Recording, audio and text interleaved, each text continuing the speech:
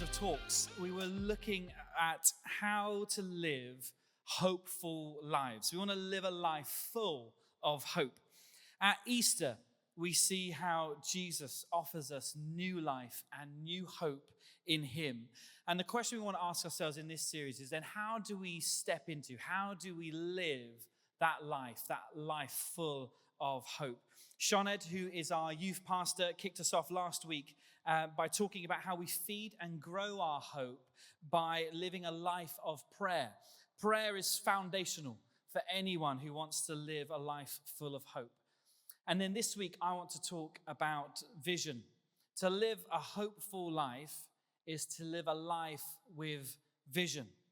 This is how we've described vision before at Bay Church. But vision is a picture of a future reality that inspires present action. So it's a future reality. We understand it's not our current story. It's not our current situation. It's not the present reality. But this picture of the future inspires us so much that it encourages us to actually act now in the present. That is what we talk about when we talk about vision. I wonder if you have a picture of the future that you're working towards. Maybe it's a picture of health or a happy life or financial security. Maybe it's a success of some kind, maybe some kind of goal. Maybe it's a dream. Maybe you're one of the 1.1 million people who entered the London Marathon ballot this year, guilty. Maybe that's what you're after.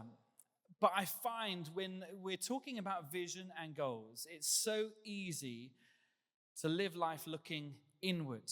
I found over these years, actually, life is far more fulfilling, far more enriching, far more full of hope when I'm living for something greater than myself. And in my case as a Christian, someone greater. And so, as I said, it's easy to live life looking inward and serving our own interests, looking out for number one. And the result of which I find, actually, when we focus inwardly, the result of it is actually a life of more stress and more worry, perhaps more anxiety, less than what God had in mind for our life. Dare I say that a life without vision and without hope is perhaps a life of worry and a life of uncertainty. But to live a life of vision, which is living for something greater than yourself, I honestly believe that you'll find a deeper sense of joy, a greater sense of purpose and meaning for your life, and a deeper level of peace. So here's our bigger than ourselves vision. Our vision here at Bay Church is to see Jesus loved, the church alive, and society transformed in Torbay and beyond. Here's what we mean by those words. When we say Jesus loved, we mean people who don't yet know Jesus and who aren't familiar with church or faith. We want to see them come to know and experience the life-changing love of a relationship with him. When we say the church alive, we mean seeing the church grow in depth and grow in number. And when we say seeing society transformed, we mean seeing a fairer and more just society where the lonely are loved and the addicted are set free. And when we say in Torbay and beyond, we mean, well, firstly, in Torbay, we want to see these things in the Bay, the people that we come across on a day-to-day basis. And in beyond, well, wherever God feels he might call us to in terms of planting and being a part of that story elsewhere. I think it's a great vision. I think it's a great vision. I didn't come up with it. I took it from HTB. It's a fantastic vision. Not only, I believe, it's a great vision for us as a church, but it's a great vision for us all individually. Imagine living your lives where you're helping other people come to know the person of Jesus. Imagine living your life where you're growing in your faith and your understanding and relationship with God. Imagine living your life where you're seeking to be a blessing to your communities and your families and everyone else that you come into contact with. This morning, I want to encourage all of us how we might live a life of vision and how we might lean more into those things. So let's open up the Bibles. We're no specific verse this morning, but we're going to start somewhere. We're going to start in John's Gospel, and I'm going to, throughout the points, just give us a bird's eye view of the disciples' journey throughout John's gospel. And we're going to start in verse 35 of chapter 1. So it's going to come up on the screen, but some of you do like to open up a Bible or turn to it on your phone so you can track along with it there. But verse 35 says this: "The next day, John was there again with two of his disciples. When he saw Jesus passing by, he said, 'Look, the Lamb of God.' When the two disciples heard him say this, they followed Jesus. Turning around, Jesus saw them and following and asked, 'What do you want?' They said, 'Rabbi,' which means teacher, 'where are you staying?' 'Come,' he replied, 'and you will see.' So they went and they saw where he was staying, and they spent the day with him. It was about 4 PM. And Andrew, Simon Peter's brother, was one of the two who heard what John had said and who had followed Jesus. The first thing Andrew did was find his brother Simon and tell him, 'We have found the Messiah, that is the Christ.' And he brought him to Jesus." There are four moments that throughout John's gospel that I want to draw our attention to this morning. The first movement is, or the moment that happens in their journey of faith, is an encounter with Jesus. The first thing is an encounter. In that verse, the couple verses that we read, we start to see that the disciples are following Jesus. They're ordinary, everyday people living their lives, and they see Jesus. They spend time with him, and they sort of immediately exclaim, "This is the Messiah. This is the one that we have been waiting for." After meeting Jesus, they get to know who he is. They tell their friends, and then they follow them as well, and their lives are changed forever. The verse immediately after it, Jesus meets Simon and says, "Your name is Peter now." Changes his name, gives him a new identity. They meet Jesus, they encounter him, and they're changed forever.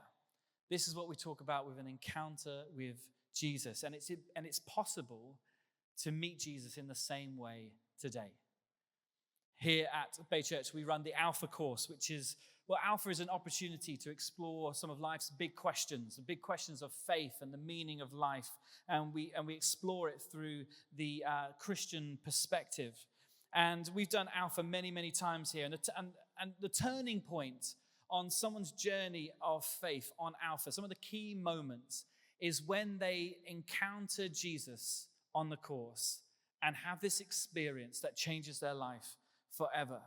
For some, that's on the particular week when we have a few sessions where we're looking at who the Holy Spirit is, and they have this experience of God's Spirit. But for others, it's on other moments as well. One person who did Alpha recently described their experience like this. They said, "When we were praying for God's Spirit to fill us, I invited Jesus into my heart, and all of a sudden I felt this overwhelming sense of peace come over me. It was like I had this huge weight on my shoulders that somehow just disappeared in an instant." Another person who described their experience, it was after the session on prayer where we looked at what prayer is and how might someone pray. And they decided to give praying a go for the first time. And they were in their car heading home. And just as they parked up, with no one else around, on their own in the car, they tried praying for the first time. And as they prayed, they heard an audible voice speak back to them. And they were sort of like, "Who was that?" And they believed it was God speaking to them in this powerful encounter after just giving prayer a go for the first time. These encounters, there are many others I could have shared this morning as well. These encounters had a profound experience on the people and their journeys of faith. And when we meet with Jesus, we can't help but be changed by him. So what would it take for you to have an encounter with Jesus? At Bay Church, we gear our Sundays towards this very thing, wanting to help people experience and encounter Jesus in their lives, to encounter the person of Jesus. We worship. We've just been worshiping. We've just been singing. And guess what? It's not Christian karaoke. We haven't all come together. We've got the words up on the screen. We're just singing along together, having a worship. We believe that when we worship, God's presence is actually with us. That as we sing, and as we sing these songs of what he's done and what he means to us, and we're actually inviting God's presence among us to change us. We've had people come to Bay Church And just standing and experiencing the worship, they've been brought to tears as the Spirit has moved them. We've had people who have been singing and they've had maybe like a physical condition or something going on, and they've been healed as they've been singing in worship with God. God can meet us in our singing and in our worship of him. We have a time in our services where we always leave space for people to come forward for prayer. There's another opportunity to encounter again the love of God, or maybe encounter God's presence for the first time as someone just draws alongside you, sensitively prays for you, that you might know and experience something of God's presence and his love in your life today. We've been having other prayer moments throughout the year. We just had 24 hours of prayer from Maundy Thursday to Good Friday. And people have been praying and they've been describing these experiences of God's Spirit as they've been praying for the church and his world. And of course, we have Alpha, as I've already mentioned, another way for someone new to come and encounter and experience Jesus for the first time. When we encounter him, like the disciples, he gives us a new identity. He gives us a true meaning and true purpose for our lives. And I honestly believe that the difference that the world needs, the difference that Torbay needs, is an increase in the number of people who've had a specific encounter with the person of Jesus Christ.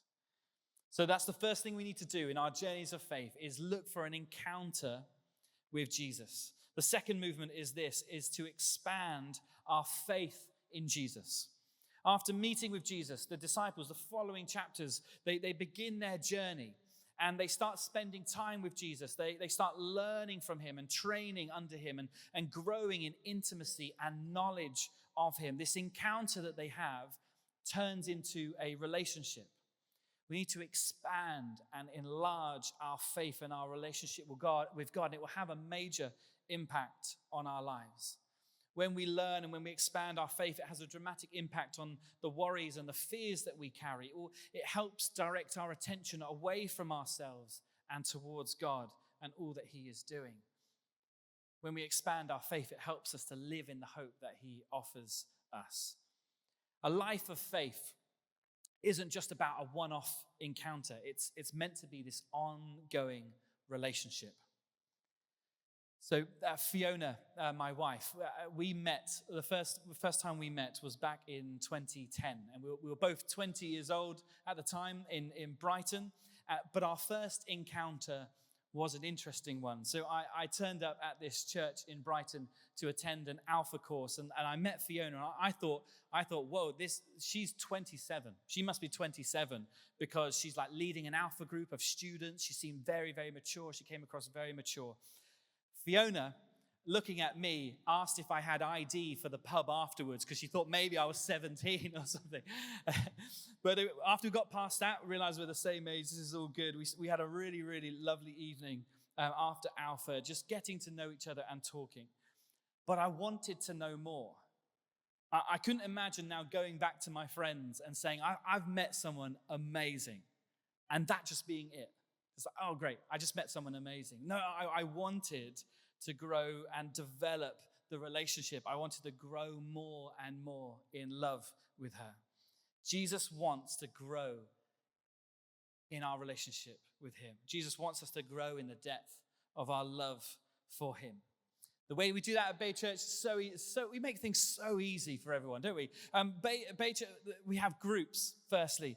Groups are groups of people who meet in homes across the Bay every other week. These are the places. These are the most important places, I think, for our discipleship and our journeys of faith as we grow in our faith. And these are the places where we open the Bible together. We encourage each other in our walks of faith. We grow in our relationship to God and one another. Groups are so important. We also have these smaller groups called tables. This is where you find two other people, and the three of you meet every month to specifically ask some really challenging questions, but in the hope that we can encourage and inspire each other on our journeys of faith. Groups and tables, it's important that we develop and expand our faith in God. You can have a life-changing encounter with Jesus, but even better than that would be to have a life-changing, ongoing relationship with him. So that's the first thing we do is we look for an encounter with Jesus. The second is we expand our faith in Jesus. And then the third is to engage in the work of Jesus. The disciples, they have this encounter. They learn and they grow and they spend time with him. And then they engage in the life and work, the mission and ministry of Jesus. Again, in the chapters that follow, Jesus involves them in his work and in his mission. He sends them out and they start doing the stuff. They start healing people. They start performing miracles. They're praying for people. They're driving out demons. They're doing the things with Jesus. Their lives, as we've said already, their lives become about something bigger than themselves as they engage in the work of Jesus. It becomes more about themselves. A friend once said to me that self-absorption and self-obsession only breeds anxiety, but a life lived for God breeds hope. Make your life about more than just your life. Connect yourself to a vision, a life of vision, to seeing change. Make your life about helping others. Because once you orient your life towards those around you, you find that your own worries and your own fears decrease, and your hope and your faith increases. At Bay Church, we have a phrase where we say we're for the people of Torbay. But we want to be a blessing to the people of the Bay and help make a difference, not just on a spiritual level, but on a social level as well. And we've always referred to our social action work as Bless the Bay. But today, that's changing. That's changing. This is the exciting announcement that I sent in the mailer, if you get that. We'll continue to use the language of Bless the Bay. But today, what I am really, really excited to announce to you is the new name for which it all comes under is Bay Village. Come on. This has been months of work. Months of work. Bay Village. Bay Village is our new umbrella term for all things social transformation and outreach at Bay Church. It's going to cover everything. You will have heard of the phrase that it takes a village to raise a child. Well, we believe that the church can be that village. The church can be that place, but for every stage of family life. And here's what it looks like. This is bigger than Bay Church. This is bigger than us. And we believe it really can make the difference. When we first started the church, when we first began to plant the church, we were particularly moved by all the statistics of deprivation, which seem to be connected to, and most of those statistics seem to be around family life. And we knew that we weren't going to be the only solution. We weren't going to be the ones to come and fix everything, but we could play a small part of the solution. So how exciting is that? It takes a village, Bay Village, for every stage of family life. And we need help to make this happen. We need people who are drawn and their heart longs to see the people of this bay not only come to know Jesus, but to relieve the hardships and the things that we see, the brokenness that we see in the people around us and in this bay. We want to be a part of that solution, and we want to engage in the work of Jesus, particularly through Bay Village. Could you give a hand for Anna, who's been putting all of this together, and this is what we're going. So very, very exciting. So the first thing is we look for an encounter with Jesus. The second is we expand our faith in Jesus. Thirdly, we engage in the work of Jesus. And then lastly, we enjoy life with Jesus. We've got to enjoy life. The disciples, they encounter him. They begin to enlarge their faith and their relationship with him. They begin to do the things with him. And these amazing miracles, these amazing stories of people being transformed as they engage in that work. But they also enjoy life with Jesus. One of my favorite verses, John 21, it depicts this amazing moment. It's post-resurrection. Jesus has risen from the dead, and he's appearing to everyone, saying, I'm alive. And one of the things he really wants to do as he appears to some of his disciples is has a barbecue on the beach for good relationships, for good food and good time together. They enjoy life together, and we see it all throughout the Gospels. I think Christians can be very serious sometimes. Would you agree? we can be very, very serious. Church is like camping, isn't it? Intense. And I believe that a life of faith can be and should be so much fun. We have a value at Bay Church of fun. One of our three values is fun. We say fun is our framework. We want to take the things of God very, very seriously, but we don't want to take ourselves too seriously. And God is calling us. So in Philippians, it says, rejoice always. That's not simply a call to a feeling, but it's a command to live by. We are to enjoy the life that God has given us and offered us and has won for us through Christ's death and resurrection. So that sounds so simple, but it's so easy to neglect and forget at times. That's why I run. That's why I run, because I enjoy the running, but I enjoy spending time with God in that way. I pray as I run. I pray for you guys as I'm running, as I'm out in the bay running around. I'm praying for the people that we hope we might help to introduce to the person of Jesus. So encounter, expand, engage, and enjoy. These four things will make a significant difference to your life and journey of faith. This gives us a vision for our life to live by and to live for. It gives us something to live full of the hope that God is offering us. Our life of faith needs all four of these things. We need all four of them for our journeys of faith. We need frequent encounters and experiences of the person of Jesus by his Spirit.